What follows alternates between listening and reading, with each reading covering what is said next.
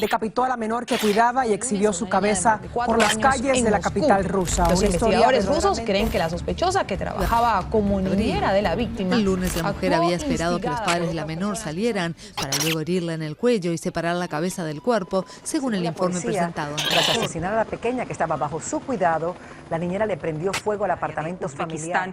Estaba drogada y confesó supuestamente que cometió el crimen porque su esposo la había traicionado.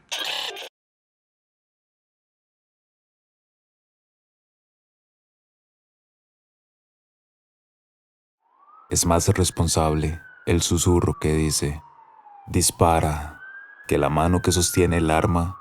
La línea entre la locura y la manipulación es tan delgada, frágil y fácil de traspasar que si decides soplar, ya no eres un espectador, pasas a ser un arquitecto del caos.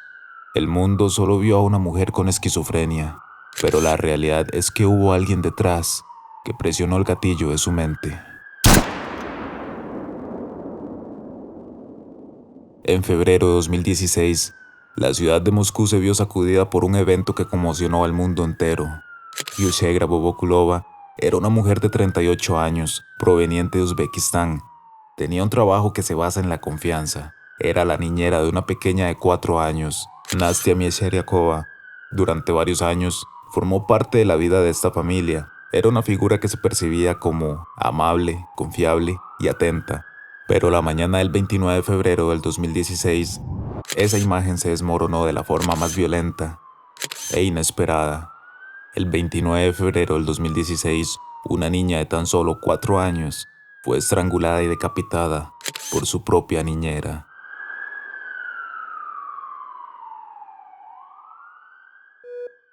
Anastasia Miesheriakova, también conocida como Nastia, nació en agosto del 2011. Sus padres, muy emocionados por la llegada de la bebé a este mundo, quedarían en shock al recibir una noticia por parte de los médicos.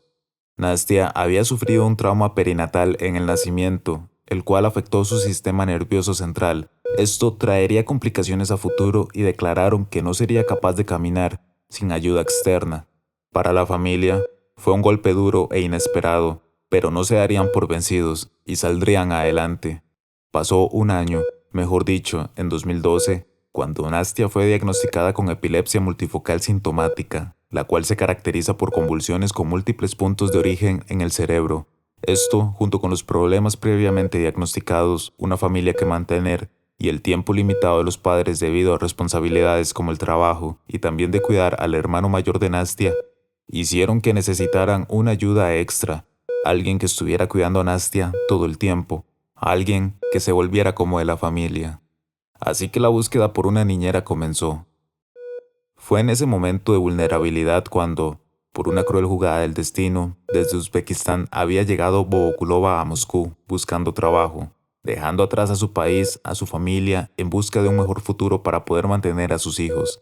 Por razones desconocidas y para mal de la familia, Bobokulova llegaría a sus vidas y sería contratada para cuidar a la niña que requería cuidados especiales, debido a las secuelas del trauma perinatal que le generó a Nastia un problema de retraso madurativo, del cual dependería de por vida de la asistencia de terceros. Rápidamente y con el paso del tiempo, la niñera se fue ganando el corazón y la confianza de todos, tanto que incluso empezó a vivir con ellos. La familia consideró en darle un espacio en su hogar para ella sola, así que le dieron una habitación propia dentro de la casa. Bobokulova también se sintió en familia y un amor especial le creció por Nastia, que la empezó a ver como su propia hija. Pero los monstruos no siempre acechan bajo la cama. El verdadero horror se disfraza de protector. Yulchegra Bobokulova, para este entonces, ya de 38 años, llevaba trabajando con la familia 3 años, cuando decidió regresar a su verdadero hogar para visitar a su familia.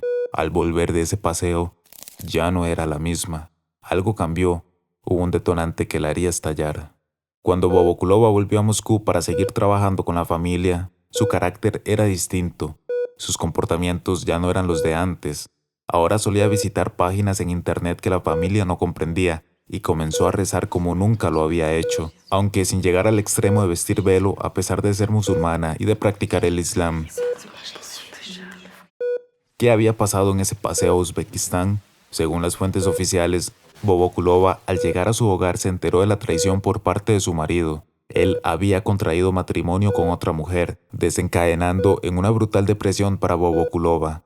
Los padres de Nastia, Vladimir y Ekaterin, declararon que no comprendían cómo pudo sucederle algo así a su hija. Bobokulova era como de la familia, y aunque sabían lo del suceso con el esposo, nunca mostró algo más allá aparte de empezar a vestir como musulmana. Aún así, nunca se puso el vestido ni el velo completo que traía el día que salió con la cabeza de la niña. Pero había algo que la familia ignoraba acerca de Bobokulova, y era su enfermedad mental. La mañana del 29 de febrero del 2016, un mes después de que Bobokulova regresara de Uzbekistán, aproximadamente entre las 10 de la mañana y las 12 del mediodía, Bobokulova cometería el crimen. Ese día, la familia saldría de la casa dejando a la pequeña al cuidado de la niñera. Su madre, padre y hermano mayor se irían sin imaginar lo terrible que pasaría. Minutos después de que la familia abandonó la casa, Bobokulova estranguló a la pequeña para luego tomar un cuchillo de la cocina y desprenderle la cabeza de su cuerpo. Metió la cabeza en una bolsa, le prendió fuego al departamento y, como si de una película de terror se tratara, se fue a una estación de metro para exhibirla como trofeo. A los pocos minutos de que llegaron los bomberos al departamento, se percataron de que algo macabro había pasado, ya que encontraron el cuerpo de Nastia incompleto. Al llegar Bobokulova a la estación de metro, sacó la cabeza de la bolsa y empezó a gritar cosas como «Alá es grande», que era una terrorista y que se volarían pedazos si alguien se acercaba. Por un momento las personas que transitaban por la estación creyeron que se trataba de un muñeco, hasta que vieron la sangre caer al suelo. 10 largos minutos tuvieron que soportar los vecinos de la zona hasta que la policía llegara para abalanzarse sobre ella para arrestarla. En los videos registrados se puede apreciar el arresto y también cómo al momento de la cabeza de la pequeña sale dando vueltas por la estación. La policía luego confirmó que nunca hubo explosivos y que solo fue demencia por parte de Bobokulova. Cuando fue detenida, declaró que escuchó voces que le decían que lo hiciera, y a pesar de que se declaró culpable y responsable de asumir cualquier consecuencia, el juez dictó que no sería sentenciada a años de prisión debido a que presentó problemas mentales, sino que tendría que someterse a un forzoso tratamiento psiquiátrico. Para entender lo sucedido, debemos ir más allá del crimen y adentrarnos en la mente de la perpetradora.